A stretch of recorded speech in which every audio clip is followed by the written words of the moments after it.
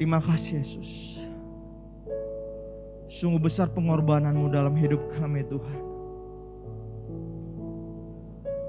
Sungguh indah Tuhan yang Kau pikirkan tentang diri kami Tuhan. Terima kasih Tuhan. Bahkan seluruh pengorbanan kami Tuhan tak dapat membalas kesetiaan-Mu Tuhan dalam hidup kami. Terima kasih Tuhan. Terima kasih Yesus.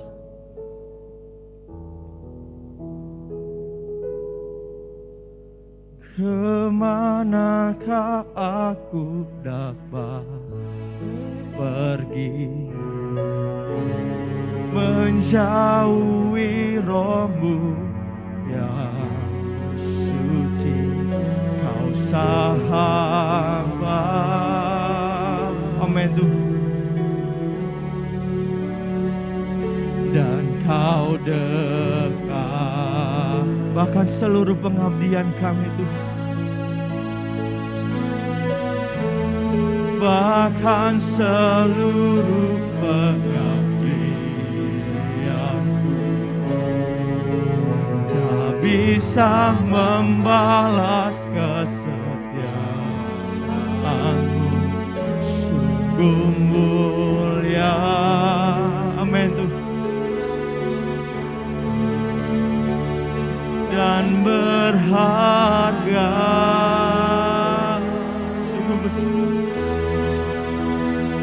sungguh besar pengorbanan-Mu bagiku, terlalu dalam untuk sungguh besar,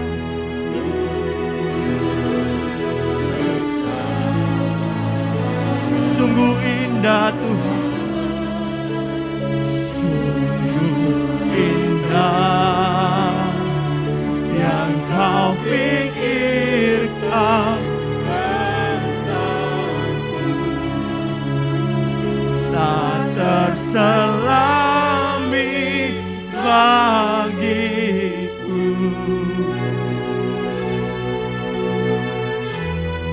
Sungguh indah.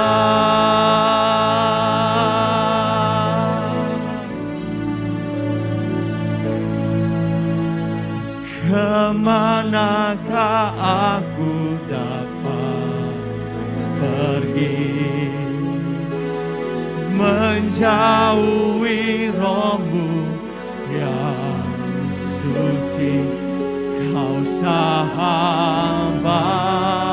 Amin Tuhan. Dan Kau dekat,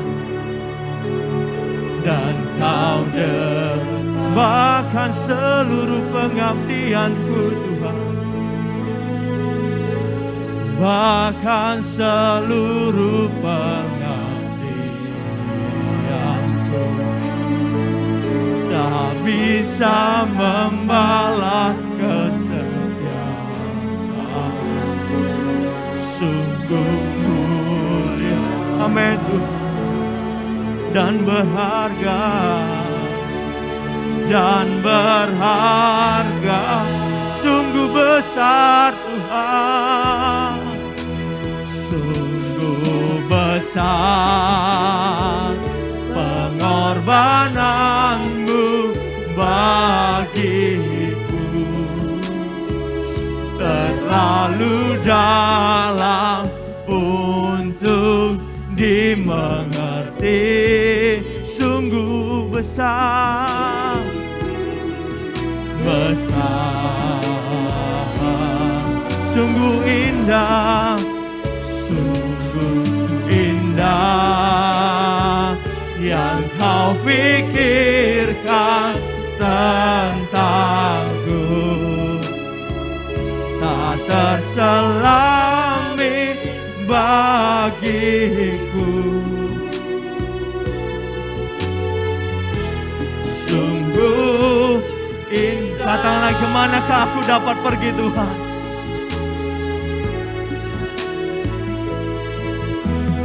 kemanakah aku dapat pergi, menjauhi roh-Mu yang suci. Kau sahabat dan Kau dekat Tuhan, dan Kau bahkan seluruh pengabdian kami Tuhan, bahkan seluruh pengabdianku tak bisa membalas kesetiaan. Sungguh mulia dan berharga dan sungguh besar, sungguh besar pengorbanan-Mu bagiku, terlalu dalam untuk dimengerti. Sungguh besar, besar, sungguh indah Tuhan, sungguh indah yang Kau pikirkan tentangku, tak terselami bagiku. Sungguh, sungguh besar,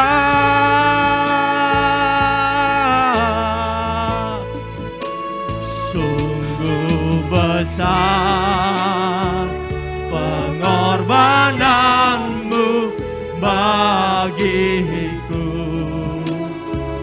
terlalu dalam untuk dimengerti. Sungguh besar,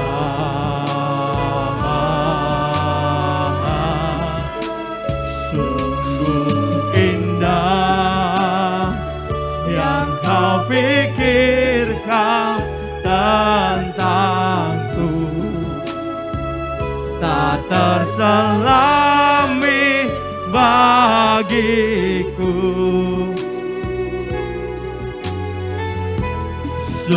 Katakan lagi, sungguh besar, sungguh besar Tuhan, sungguh besar pengorbanan-Mu bagiku, terlalu dalam, amin. Sungguh besar Tuhan. Saya serahkan kepada Bapak Gembala.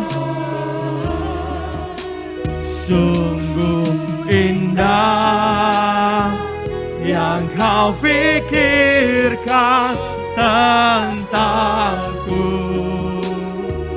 tak terselami bagiku. Sungguh indah.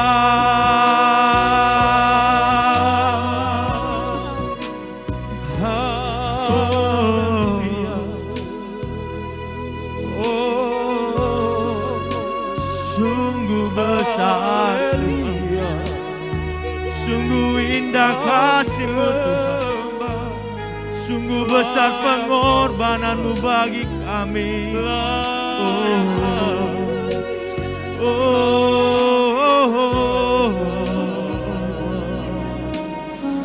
Sungguh besar Tuhan. Terima kasih.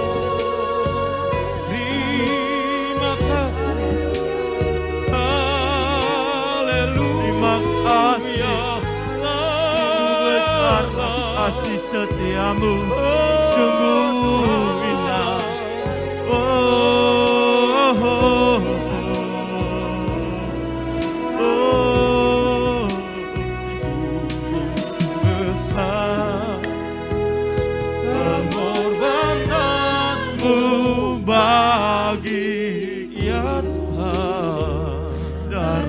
terlalu dalam untuk dimengerti. Sungguh indah, sungguh indah, sungguh indah ya Tuhan, sungguh indah yang kau pikirkan tentangku, tak terselami bagiku. Sungguh indah.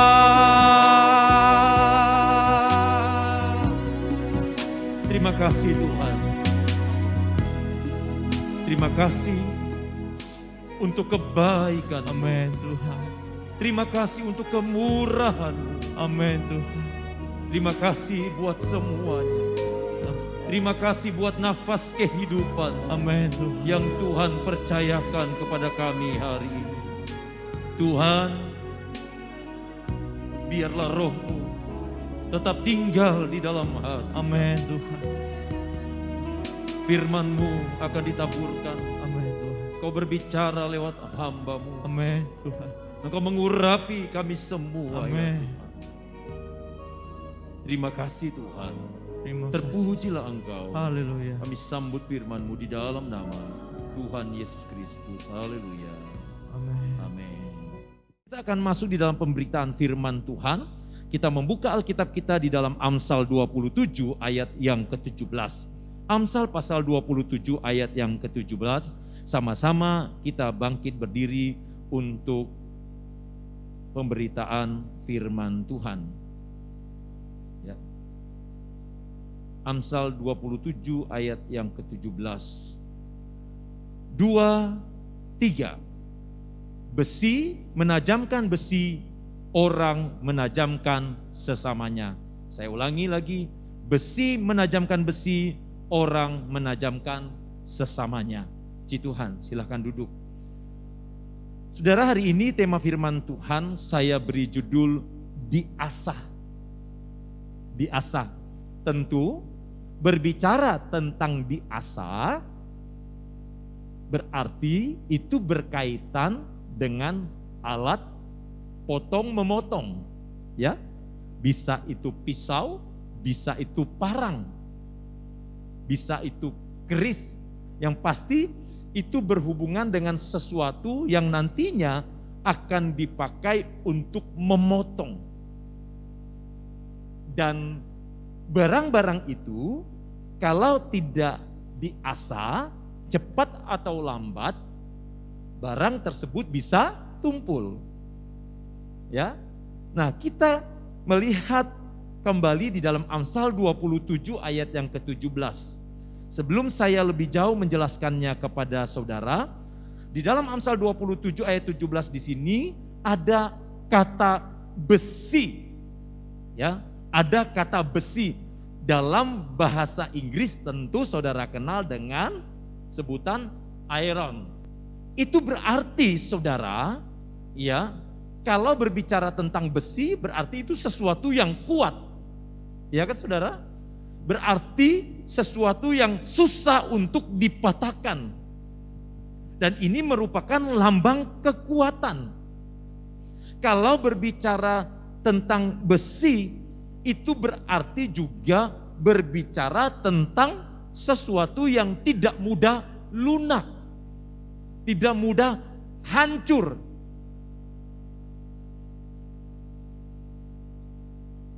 Selain kata besi, saudara, di dalam Amsal 27 ayat 17 ini ada juga kata menajamkan. Nah, menajamkan. Nah, kata inilah yang saya mau bagikan kepada saudara pada saat hari ini. Kata menajamkan di sini, di dalam bahasa Ibraninya, dalam bahasa aslinya, memakai kata cadat yang artinya diasah. Nah, diasah. Diasah. Kalau saya bahasakan, besi diasah besi. Seperti itu. Orang diasah sesamanya. Kurang lebih seperti itu dalam bahasa terjemahan bebas kalau saya mau sampaikan kepada saudara. Nah, saudara yang kekasih di dalam Tuhan Yesus Kristus, dari pengertian baik kata besi di sini maupun kata menajamkan dengan kata lain diasah, tentu saya dan saudara akan menemukan satu pengertian yang lebih lagi tentang kata menajamkan di sini, bukan menajamkan dalam arti yang sebenarnya yaitu menajamkan parang, tetapi di sini saudara yang kekasih di dalam Tuhan Yesus Kristus, kata menajamkan di sini menitik beratkan persoalan karakter seseorang atau pribadi seseorang. Nah, kalau berbicara tentang karakter saudara, tentu kita akan kembali mengingat apa yang sudah difirmankan oleh Tuhan di dalam kitab Kejadian, di mana saudara yang kekasih, di situ firman Tuhan katakan bahwa dalam Kejadian pasal 1, firman Tuhan katakan bahwa Allah menjadikan manusia serupa dengan gambarnya. Serupa dengan gambar ilahi, yaitu adanya karakter-karakter ilahi yang diberikan oleh Allah ke dalam diri manusia sebelum manusia jatuh di dalam dosa. Nah, kembali kita melihat kata menajamkan di sini, saudara yang kekasih di dalam Tuhan Yesus Kristus, dalam kata menajamkan di sini itu berarti saudara, ya, ada proses dalam hubungan manusia sebagai makhluk sosial. Karena tidak mungkin orang itu hidup sendiri. Ada proses sebagai makhluk sosial. Selain itu kata menajamkan di sini mau menunjukkan kepada saya dan saudara bahwa ada proses interaksi di dalamnya antara orang yang satu dengan orang yang lainnya. Nah, menjadi pertanyaan buat saya dan saudara pada saat ini, apa sih yang perlu ditajamkan? Apa sih yang perlu diasah? Tadi sempat saya menyinggung persoalan karakter. Nah, karakter di sini saudara memiliki pengertian yaitu sifat-sifat kejiwaan atau budi pekerti, akhlak atau budi pekerti. Jadi yang perlu diasah itu yang pertama adalah akhlaknya atau budi pekertinya. Itu yang pertama diasah. Jadi kalau berbicara karakter berarti berbicara tentang akhlak. Kalau berbicara karakter berarti berbicara tentang budi pekerti. Untuk apa? Untuk membedakan orang yang satu dengan yang lainnya. Ada satu contoh yang disampaikan oleh firman Tuhan di dalam Alkitab, yaitu seorang muda yang luar biasa, Yusuf, yang Tuhan izinkan bagaimana akhlaknya, bagaimana budi pekertinya, bagaimana karakternya diizinkan oleh Tuhan untuk diasah. Saudara bisa lihat itu di dalam Kejadian pasal 37 ayat 12 sampai ayat 36. Kejadian pasal 37 ayat 12 sampai ayat 36 dan juga Kejadian pasal 39 ayat 7 sampai ayat 20. Ini Yusuf. Bagaimana cara Allah memproses Yusuf? Bagaimana cara Allah mengizinkan karakter Yusuf diasah? Yusuf diasah yang pertama lewat saudara-saudaranya.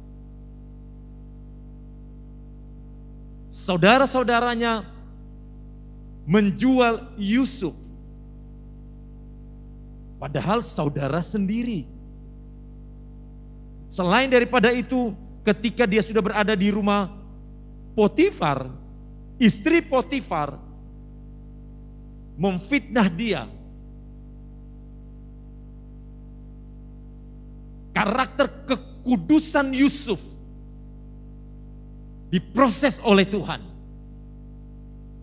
Setiap hari, firman Allah katakan, setiap hari istri Potifar mencoba merayu Yusuf, tetapi Yusuf mengambil tindakan untuk berkata tidak.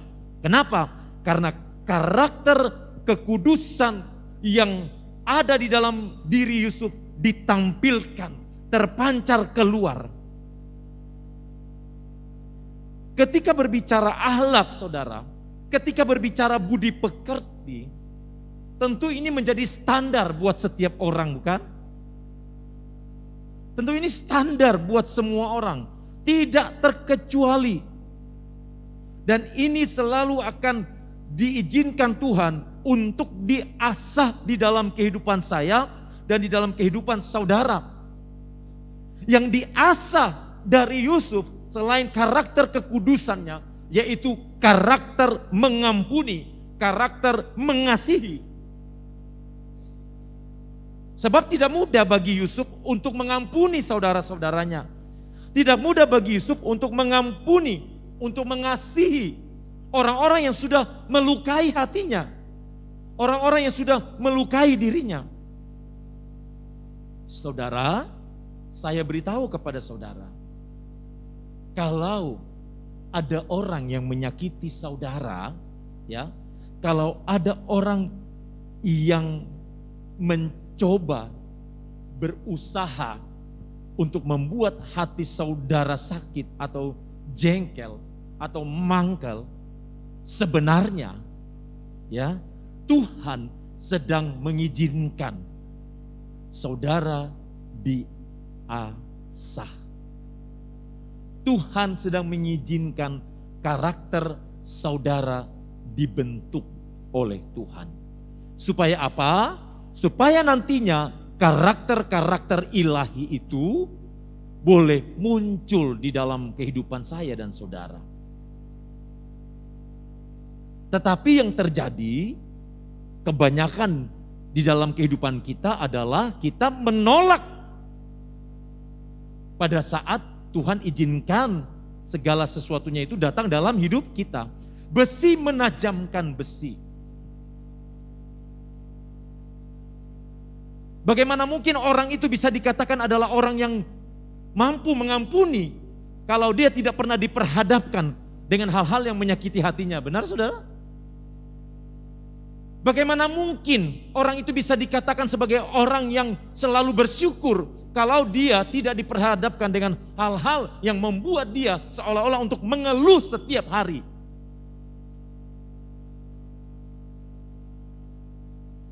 Untuk itu saudara yang kekasih di dalam Tuhan Yesus Kristus, Tuhan mengizinkan karakter kita dibentuk lewat keadaan di sekitar kita.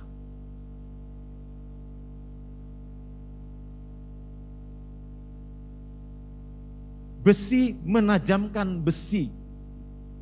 Artinya saudara, ya, kalau saudara perhatikan, berarti besi menajamkan besi, berarti barang yang satu ini dan barang yang satunya ini berdekatan, kan saudara? Bukan barang yang berjauhan. Artinya proses yang Tuhan izinkan untuk diasah di dalam diri saya dan saudara itu lebih banyak justru ada di lingkungan kita sendiri, di sekitar kita sendiri. Saya sering mengatakannya kepada saudara, bukan orang yang jauh di sana yang memproses saya dan saudara. Benar saudara? Untuk apa orang yang jauh di sana? Ya bisa saudara, orang yang jauh di sana. Tetapi kalau di persentase lebih banyak yang datang dalam proses kehidupan kita adalah justru orang-orang yang ada di sekitar kita. Tetapi yang terjadi seringkali yang ada saling menyalahkan satu dengan yang lainnya. Si A menyalahkan si B menyalahkan si A. Tapi kalau kita kembali belajar tentang firman Tuhan, rupanya Semuanya diizinkan Tuhan supaya kelak nanti karakter kita, seperti yang saya katakan barusan, karakter kita yang akan keluar adalah karakter-karakter ilahi. Bukan karakter pemberontakan, saudara.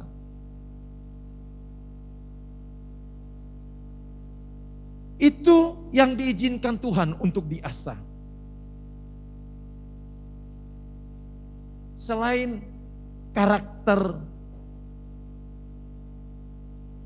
akhlak kita, karakter budi pekerti kita, karakter pengampunan kita yang harus dimunculkan. Firman Tuhan juga mengizinkan akal kita diproses oleh Tuhan. Dalam terjemahan lama, ya, dalam terjemahan lama dalam Amsal 27 ayat 17, begini isinya, saudara, besi menajamkan besi, demikian pun orang menajamkan akal orang. Terjemahan lama, demikian pun orang menajamkan akal orang. Akal orang berarti menyangkut pola pikir. Perbedaan pendapat terjadi karena adanya pola pikir yang berbeda. Pola pikir si A dan si B tidak sama untuk satu peristiwa yang sama. Untuk satu masalah yang sama, pola pikir si A dan si B belum tentu sama. Untuk persoalan pengertian firman Tuhan, antara hamba Tuhan yang satu dengan hamba Tuhan yang lainnya belum tentu sama. Untuk mengelola rumah tangga, antara suami dan istri belum tentu sama. Untuk mengelola dalam rumah tangga, antara orang tua dan anak belum tentu sama. Bisa terjadi perbedaan pola pikir, dan Tuhan izinkan semuanya ini untuk diasah. Supaya apa, saudara? Supaya masing-masing dapat melihat kebenaran sesungguhnya. Sehingga tidak ada yang namanya benar, tidak ada yang namanya salah. Yang ada adalah bagaimana akal itu, bagaimana pikiran itu disatukan. Itu firman Tuhan. Ini akal yang diproses. Di dalam Amsal 15 ayat yang ke-32, mari kita perhatikan, saudara. Amsal 15 ayat 32, firman Allah berkata begini. Siapa mengabaikan didikan, membuang dirinya sendiri. Tetapi siapa mendengarkan teguran, memperoleh akal budi. Siapa mendengarkan teguran, memperoleh akal budi. Jadi salah satu yang diproses dari akal kita adalah bagaimana kita mampu mendengar setiap teguran-teguran yang datang di dalam kehidupan kita. Apakah kita menerima teguran-teguran itu ataukah kita menolak teguran-teguran itu? Amsal 16 ayat 22 berkata begini, saudara. Akal budi adalah sumber kehidupan bagi yang mempunyainya. Akal budi adalah sumber kehidupan bagi yang mempunyainya. Tetapi siksaan bagi orang bodoh ialah kebodohannya. Amsal 16 ayat 22 ini memberi tekanan kepada saya dan saudara. Pentingnya akal budi dimiliki oleh setiap orang yang percaya. Firman Allah berkata bahwa akal budi itu adalah sumber kehidupan. Nah, akal budi yang bagaimana nih, saudara? Yang firman Tuhan maksud.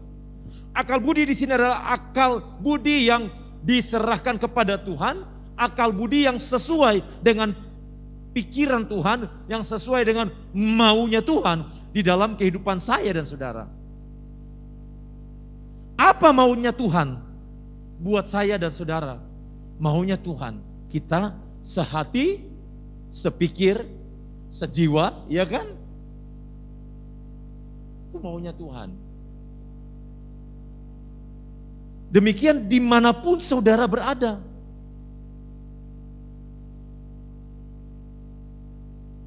Amsal, saya banyak mengambilnya di dalam Amsal. Amsal 19 ayat yang ke-11.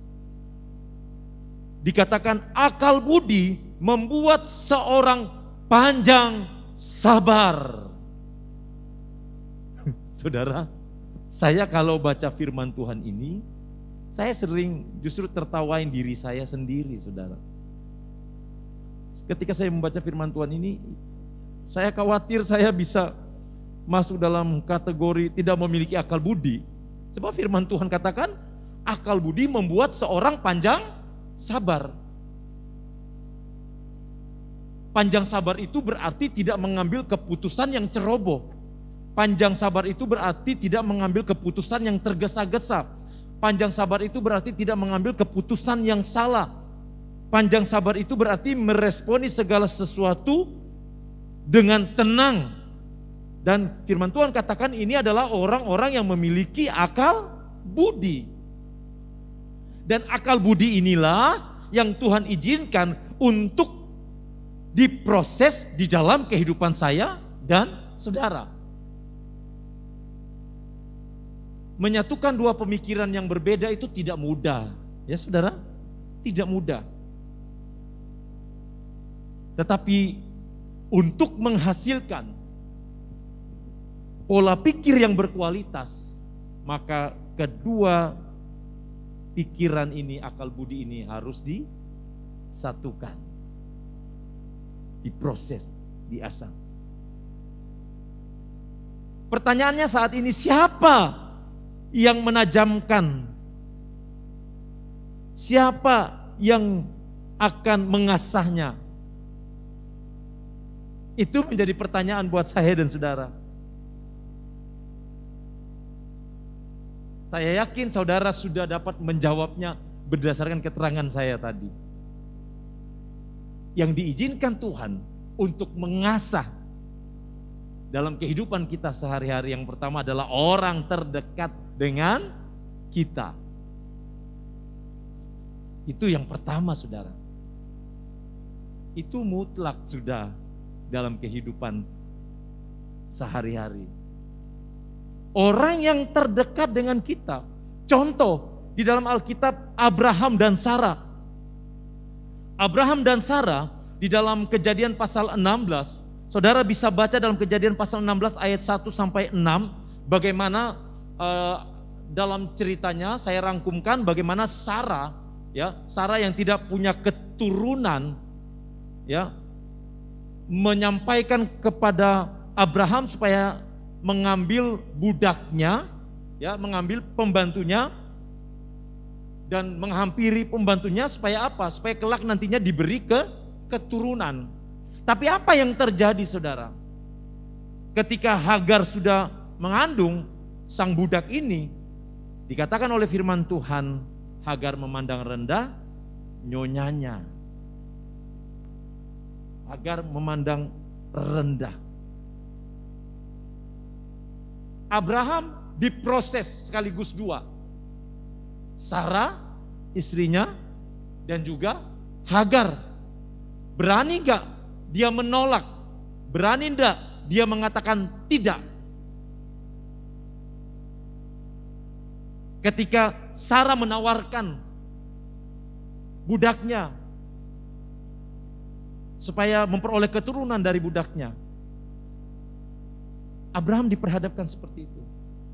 Sarah diperhadapkan orang terdekatnya, orang kepercayaannya, yaitu budaknya.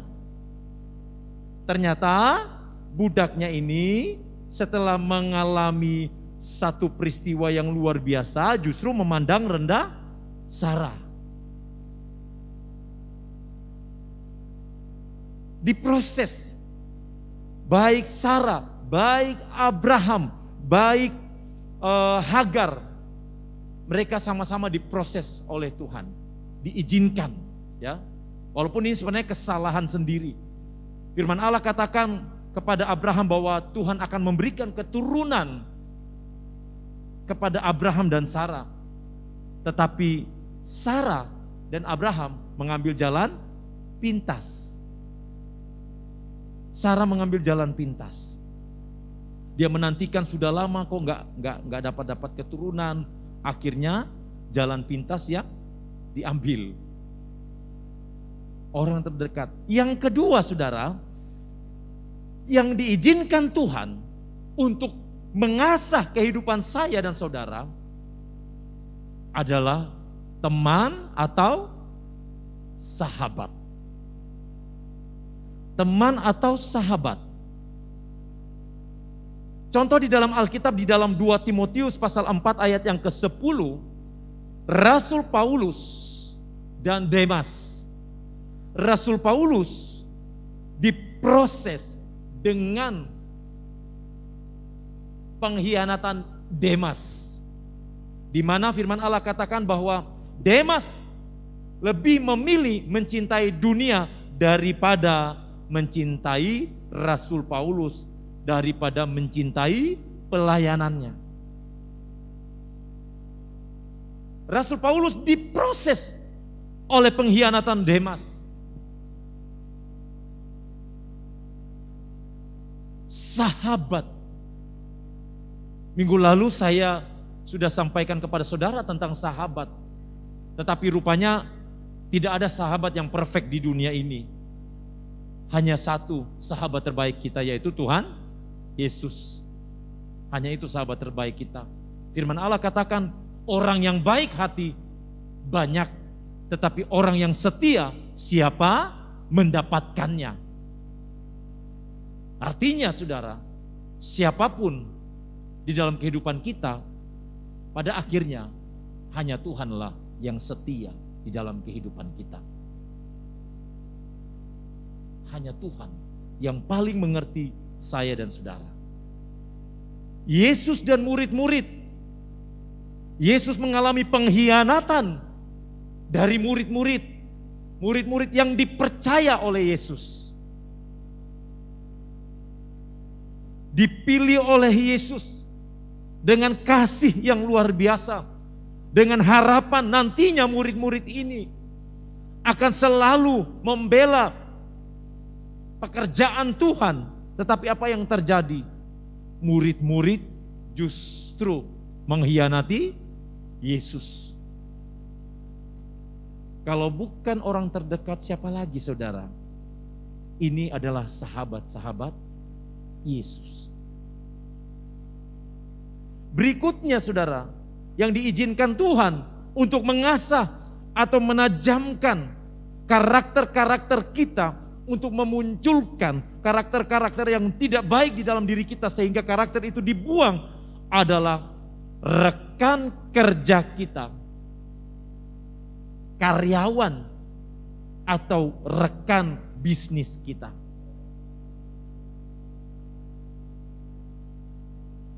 Seringkali Tuhan izinkan justru orang-orang yang kita percaya sebagai rekan kerja kita, sebagai rekan bisnis kita, justru orang-orang itulah yang mengkhianati kita.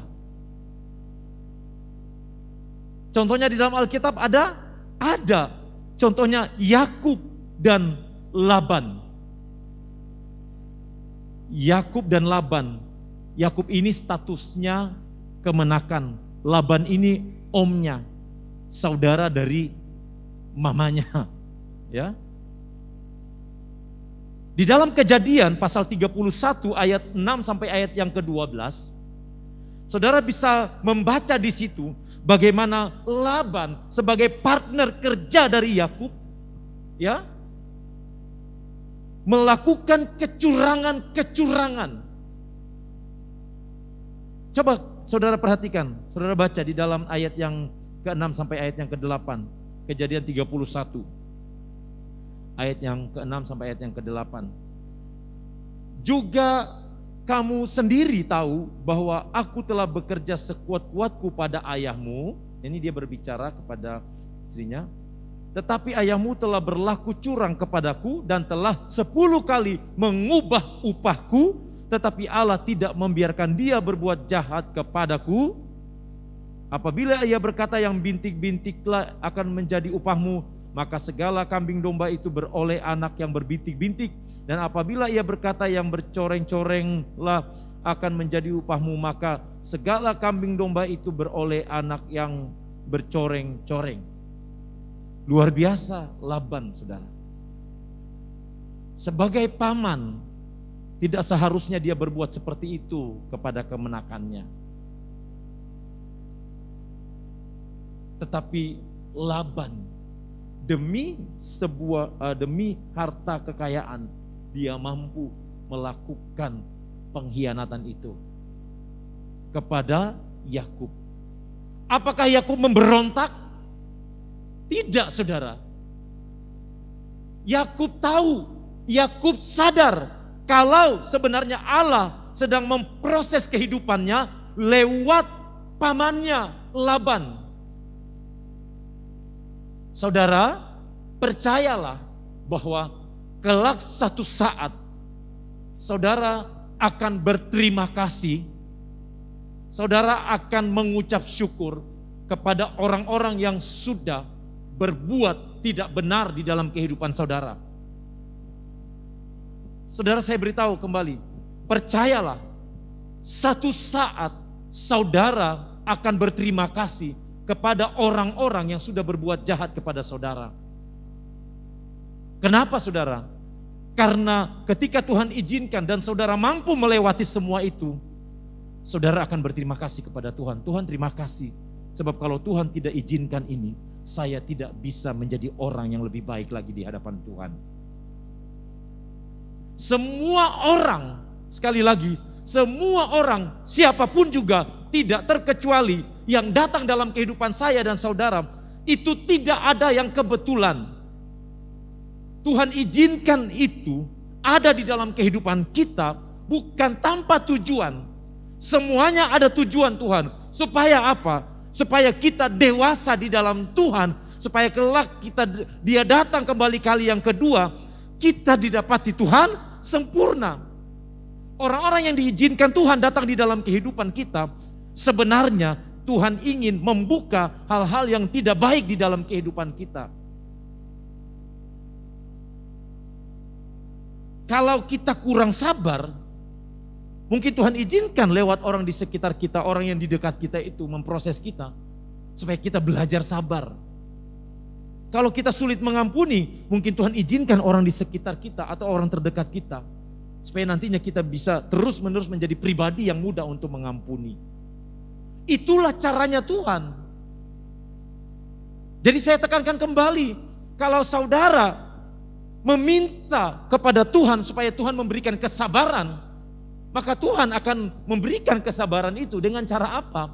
Mendatangkan, mengizinkan orang-orang yang membuat saudara mudah untuk marah. Bukan langsung sabar, langsung sabar. Tidak, saudara. Anak SD saja ada ujiannya berdasarkan tingkatannya. Ujian kelas 1, naik kelas 2 lain, naik kelas 3 lain. Iya kan, saudara?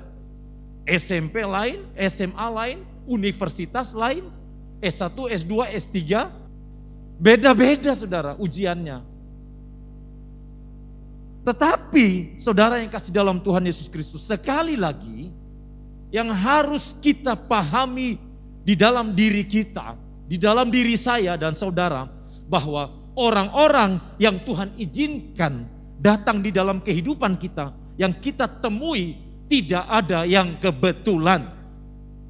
Semua Tuhan izinkan untuk memproses kita, untuk mengasah karakter kita, untuk mengembalikan pribadi kita kepada pribadi yang benar di hadapan Tuhan, untuk mengembalikan misi Allah di dalam dunia ini, yaitu melahirkan, menghasilkan keturunan ilahi yang memiliki karakter ilahi. Amin, saudara.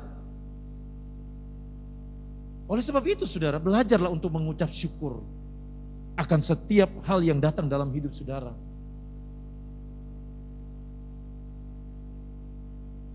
Kalau saudara bertanya, mengapa saya harus ditajamkan oleh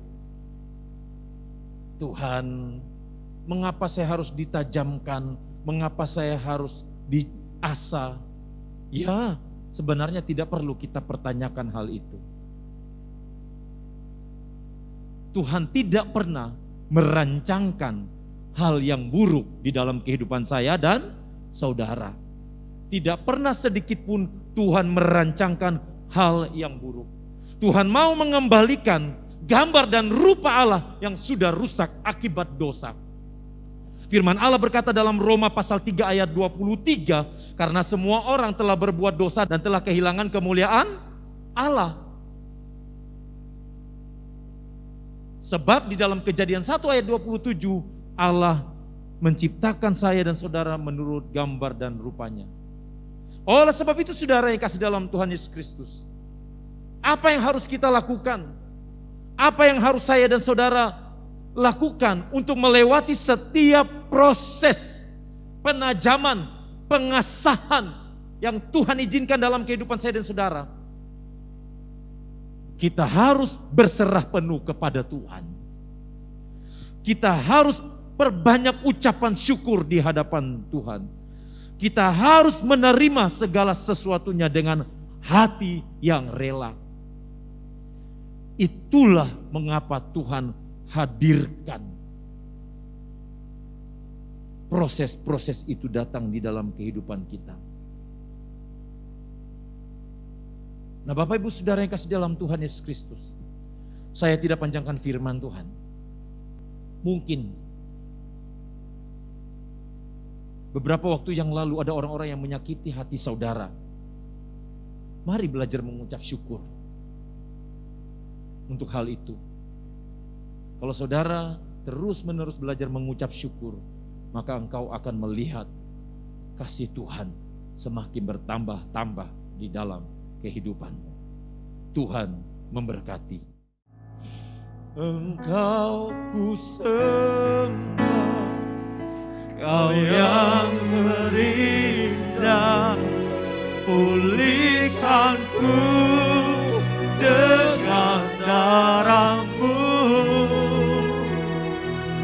Engkau ku sembah, Bapa mulia, seumur hidupku ku mau menyembah-Mu.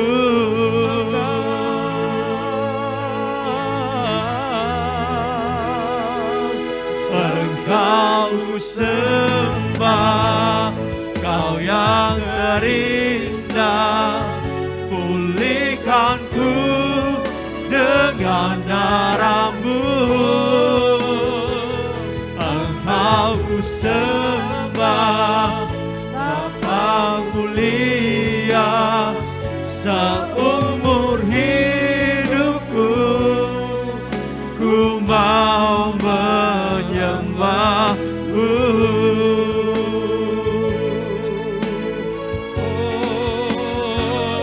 Engkau ku sembah, Kau yang pulihkanku dengan darah-Mu. Engkau ku sembah, Bapa mulia, seumur hidupku ku mau menyembah-Mu. Haleluya,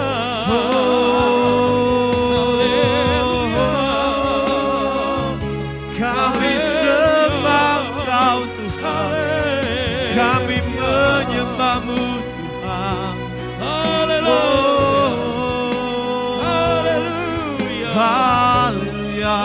haleluya, haleluya,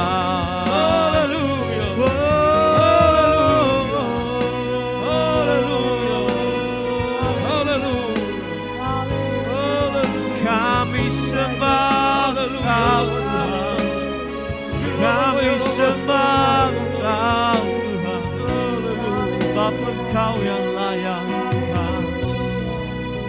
Tuhan Yesus, terima kasih buat semuanya. Amin. Terima kasih karena Engkau sudah izinkan hidup kami diproses, amin, diasah semuanya, agar kami memiliki karakter Kristus, karakter ilahi. Amin. Terima kasih Tuhan. Terima kasih. Balas berkati umat-umat Tuhan yang sudah hadir malam hari ini, yang sudah melayani Engkau, Amin. yang sudah memberikan persembahan-persembahan apapun itu juga Tuhan. Amin. Sudah memperhatikan kami hamba-hamba-Mu. Amin. Balas berkati. Dalam Tuhan, saat ini kami berdoa buat bangsa dan negara kami. Amin. Kau lihat bangsa ini Yes. dan juga kota kami. Tuhan, kami bawa di hadapan-Mu. Amin. Tuhan, curahkanlah belas kasihan Amin. atas bangsa dan kota kami Tuhan. Amin. Biarlah Engkau sendiri yang ambil alih semuanya. Segala kejadian yang ada, Tuhan, kami bawa ke hadirat-Mu. Amin. Engkau tahu bagaimana Engkau harus menyelesaikannya ya Tuhan. Amin. Segala bentuk rekayasa jahat Di manusia, dalam kami patahkan kuasanya di dalam nama Tuhan Di Yesus dalam nama Kristus. Yesus. Terima kasih Tuhan. Terima kasih. Hamba berdoa buat jemaat-jemaat Tuhan dalam pekerjaan mereka, dalam Amin. usaha, Amin. dalam bisnis yang ada, dimanapun itu Tuhan, Tuhan berkati. Amin. Tuhan proteksi umat-umat-Mu Tuhan. Amin. Tuhan, mari Tuhan lindungilah Amin. dari hamba-Mu sampai kepada seluruh sidang jemaat-Mu Tuhan. Amin. Dimanapun berada, Tuhan Engkau melindungi. Amin. Amin. Terima kasih Tuhan. Tuhan Yesus baik. Amin. Engkau sangat baik. Amin. Hamba-hamba Tuhan, dimanapun mereka berada, Tuhan juga melindungi. Amin. Saudara-saudara kami yang menderita karena bencana alam, peperangan, sakit, penyakit, orang-orang miskin, para janda, duda, yatim piatu, Tuhan kami bawa ke dalam tangan. Dalam nama Saudara-saudara kami yang ada di dalam penjara-penjara, Tuhan juga memberikan penghiburan, pengertian, kesadaran. Biarlah Roh-Mu yang berkuasa atas kehidupan mereka. Amin. Tetangga-tetangga gereja-Mu, tetangga-tetangga umat-Mu, kami bawa ke dalam tangan-Mu. Dalam Tuhan yang bekerja Amin. dan berkuasa atas semuanya. Amin. Saudaraku, angkatlah tangan dan terimalah berkat Tuhan. Tuhan melindungi engkau. Amin. Tuhan menghadapkan wajahnya kepadamu. Amin. Biarlah kasih karunia Allah mengalir di dalam kehidupan kita. Amin. Hari ini sampai selama-lamanya. Amin. Biarlah saudara menerima berkat-berkat ilahi. Amin. Di dalam nama